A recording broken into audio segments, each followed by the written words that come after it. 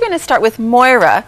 Moira, what is this about, Moira? That'd be the second time Davy, as a toddler, needed stitches in the same spot. I don't know what it was about that chin, but he kept landing on it. And Davy today, look at him. That's it. That's last year.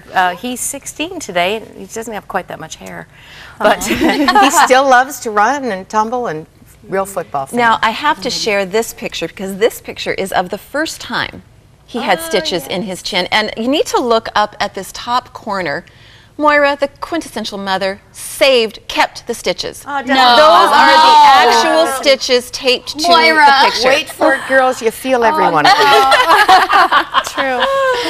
And Maggie, I know you brought a picture of your precious Ethan. Where is he? Oh, look at him, a little man. How old is he now? He's 2.5. 2.5. Now we try to envision what Ethan will become one day, and this is what we envision.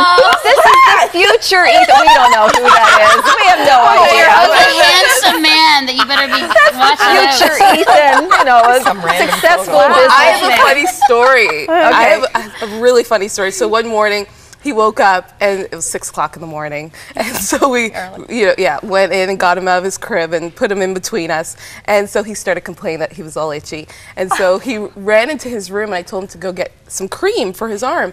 And I'm waiting there, and it's taking forever, and I hear him wrestling in his room, and I'm wondering what's going on. And I tiptoe into his room, and I look, and Ethan has Vaseline all over his face.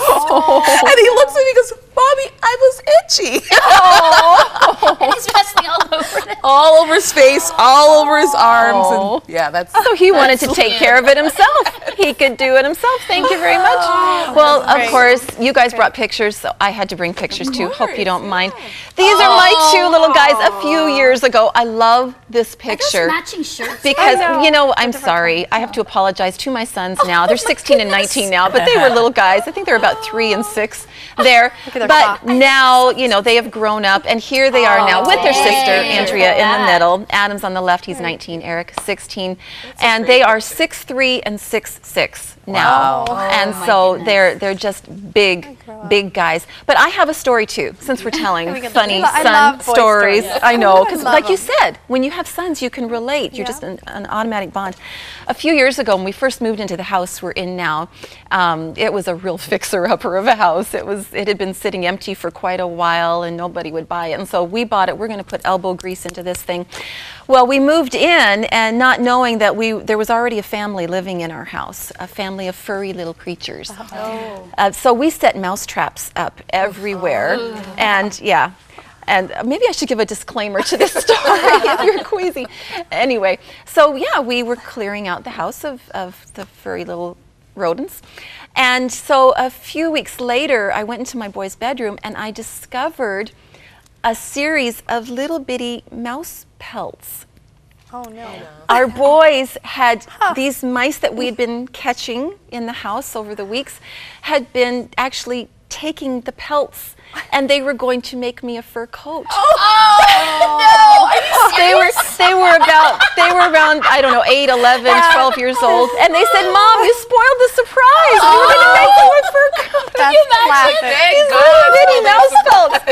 We would have had all the mice in the neighborhood, but anyway. So, but boys do that. They're adventuresome. What are we going to do? You have tons of start praying stories. for a girl. I know, a girl. But you have like so many stories in here that honestly made Pete and I laugh. Like I was laughing about, "Mom, you're the weakest link. You can't go on the Amazing Race because you don't want to be first in everything." Like I'm cracking up about that stuff. So how's your self-esteem as you're the only woman in the house?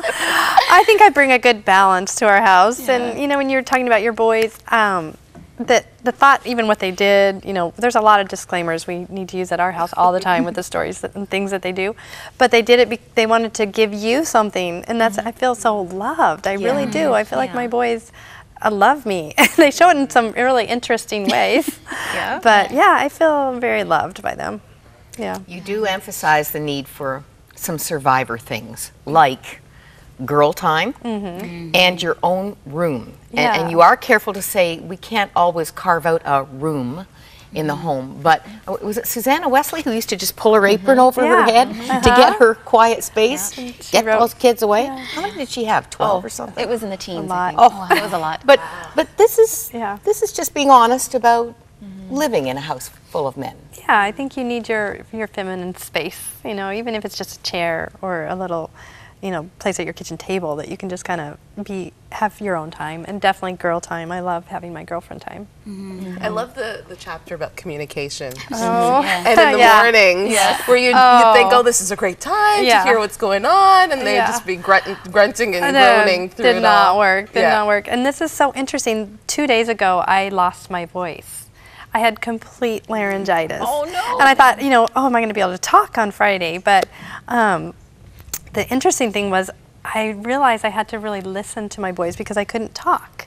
And women tend to do most of the talking. So it was really fun to not be able to, and to really spend that time listening to the boys. Well, one of the things, though, because what Maggie was saying is that it's about meaningful conversations. And I think that's a good tool, and maybe you can talk about that. Because I don't think it changes as they get older. Like, a lot of these things are actually, it's a good tool for boys and then men and then husbands, because these same things are some of the same issues that, you know, even for Pete and I know that, you know, my friends and their husbands have, because boys just grow older, but they still remain boys at heart. What does Dr. Kevin Lino say? Men are just boys who shave. Who shave. Little boys who shave. But I think that's key, because for a lot of women, how do you have meaningful conversations with boys? Because it is the grunt. It's like, yep, what? I didn't hear you. What? What did you say? Like, Oh, I said what? I used to have one of my kids give me a nickel every time he said what, so I had my coffee money. Oh, that's you know what? That's a good idea. But I think one thing I found is if they're doing something that they like to do, that's when they will talk more. It'll be, you know, shooting baskets, or if we're on a hike or a bike ride. Give them an activity. Yeah, they're doing an activity, and they seem to lighten up and just talk. They don't like to sit down face to face being forced to talk. And the other thing I think is women, we do talk more, and so we, instead of wanting men to be more like us, let them have fewer words. And there's a lot of wisdom sometimes in not being too much of a talker. Well, the Bible has a lot to say about that in the book of Proverbs. Right, it's more about wisdom and being able to hold your tongue. Yes. So you've been part of a wonderful ministry, MOPS, Mothers of Preschoolers. How's Elisa Morgan doing? She's doing great. Yes, she's doing great. She has a new book coming out that's going to be really good. We'll have to